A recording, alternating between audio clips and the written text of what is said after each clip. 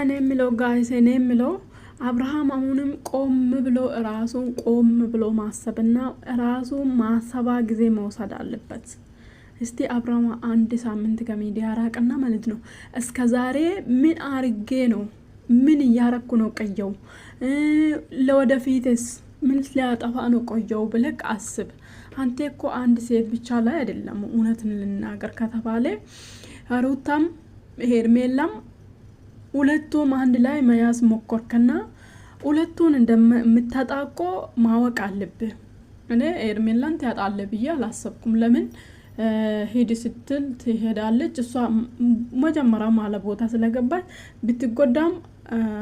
ብትጎዳም ኬርለስ ምንም አይደለም። ምክንያቱም አውቀን ያደረግነው ብንጎዳም ችግር የለም አውቀን ምክንያቱም አውቀን አለ ቦታችን ሴት ልጅ አንድ ወንድ ልጅ ሴት ልጅን አጎዳለሁ ብሎ እኛን ከጠራ ይበቀላታለሁ ብሎ እኔን ከጠራና እኔ ከተደረኩ ማለት ነው ተጎጂ እኔ ነኝ እንጂ ማንንም አይደለም ማለት ነው። ስለዚህ ስትጎዳም እኔ ራሷ ጉዳይ ማለት ነው ጥላቻ የለኝም። ያደረገችው ነበረ ስታግዘ ነበረው ሴት ልጅን እኔስ ብላ አላሰበችም። ይሄው እሷ ላይ ሲደርስ እንኳን በትንሹ አይች ሲቀጥል ደግሞ ሄርሜላ ትንሽ ጥፋት ነው ይሄ አብርሃም አንቺ ላይ ያጠፋ ትንሽ ጥፋት ነው። እውነቱ የምትወጂና የምታፈቅሪና ከሆነ ማለት ነው ትልቁንም ጥፋት እኮ የሱን ትልቁንም ከዚው ስተት ጀመርሽ ማለት ነው። አንቺ ራሱ ከዚው ስተት ጀመርሽ። ሲቀጥል ደግሞ አብርሃም ሩታን 100% ተማምኘት ነበር እንደዚህ አታደርገኝም ብዬ አለ። ስለዚህ እሷም እኮ አንተ ላይ አብርሃም እንደዚህ ያደርገኛል ብላ አይደለም ወደ ትዳር የገባችሁ እንጂ ነገሮቹን ማስቆም ትችል ነበር። ምክንያቱም ሁለታችሁም ስተማምናችሁ ነው ወደ ትዳር ገባችሁ። አንተም በቀል ያስክ እሷን በቀል አንተ በቀል አስጀመርክ እሷን በቀል ምን ብለክ ነው ሄድኮ ኩርፍቱ ስትዝ ጊዜ ማለት ነው። ይሄ የበቀል ጅማሬ ነው ፍራቻ አይደለም። ስምታዬ ፍራቻ አይደለም የበቀል ጅማሬ ነው። በ3 ቀን ስንት ጊዜ ስትበቀል የነበርኩ በ3 ቀን ተሰበርኩ ብለ ስትመጣ ያው በቃ ህዝቡ የሚነፍስበት ቦታ ስለምነፍስ ብቻ ካንተ ጋር ይሩጥና እንደዛ ሊበል። ምክንያቱም አንተ ከዛ ሁሉ ስታጠፋ የቆየውን በ3 ቀን እሷ ላይ ተፈረደ ማለት ነው። ስለዚህ የሰው ልጅ እንደዚህ ነው የሄደበት ቦታ ሄዶ ወደ ኋላ መጀመሪያ ጉዳቱን ረስቶ የሚፈርድ ማለት ነው። ችግር የለም ይሄ የሰው ነው።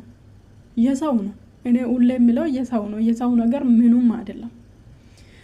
ትልቁ ነገር ያጠፋችሁ ነገር ፈጣሪ ሲከፍላላችሁ ማለት ነው። ይሄ የሰው ነው ችግር የለም። ፈጣሪ ሲከፍልላችሁ ህይወታችሁ እድሜ ልክ እንዳይስተካከል ነው የሚያደርገው። ምክንያቱም ልክ አንተ ሴት ስትመጣ ቀድሜ ለምንድነው ሴት የምታዘጋጀው? ቀድሜ ለምንድነው ሴት የምታዘጋጀው? ያኛ ህይወት አትፈልግም ከሆነ ጨርሰ ከዛ ህይወት የምትወጣ ነው ንጹህ ነክ ፈጣሪ አንተን ይራዳሃል ማለት ነው። ስለዚህ አብርሃም ሁሉ ጊዜ ስለምልህ አንተ ቆም ብለህ አስብ። ምንድነኝ ምን ሊያደርግ ነው እንደዚህ ሁሉ ጊዜ ህይወቴ ላይ ፈተና አንዴ ተፈትነ በፍቅረኛ ተፈትነ ካለፍ ሁለተኛ የነገር ለምንድነው አንተ ላይ ሊደገም ይቻለ? ሁሉ ጊዜ የሴቶች ጥፋት ነው ማለት ነው። ሁሉ ጊዜ የሴቶቹ ጥፋት ነው። በዛ ጊዜ ፍቅር ከርታኛለች ብላ መጣል እሺ አናቅምና የፍቅር ጥፋት ነው ተጎዳ ይሄ ልጅ ብለን በቃ አንተ ጋር አሽቃበጥ። አሁንም ደግሞ እያየን በአይናችን እያየን መፍረድ እኮ ይሄ ህዝብ እኮ ማለት ነው በአይናችን እያየን ያንተ ጥፋት ማአቱን እያየን ዛሬ ደግሞ እያለቀስክ ስትመጣ እኔ ለኡነታ ጎን ስለምቆም አልፈርድም። ምክንያቱም አንተ በእንትን ያጠፋው በ3 ቀን ከዚህ ስንት ወር ሙሉ ያሰቃየው እሷ የምትወድናል በቀልና አንተ እንደ እሱ እንደዛ ካደረገኝ እኔም አሳያለሁ ጉዳቱ ምን እንደሆነ በትንሹም ቢሆን አሳያለሁ ብላ ነው አሳይች። እቺ ልጅ 3 ወር 2 ወር ብትራመድ ምን ልትሆን ነው? ምክንያቱም አሁን በ3 ቀን ነው ችግር የለም። በ3 ቀን ነው ማንም ከጎን አይራቅም። ሄርሜላም ያው ተናዳ ነው እንጂ ትመጣለች።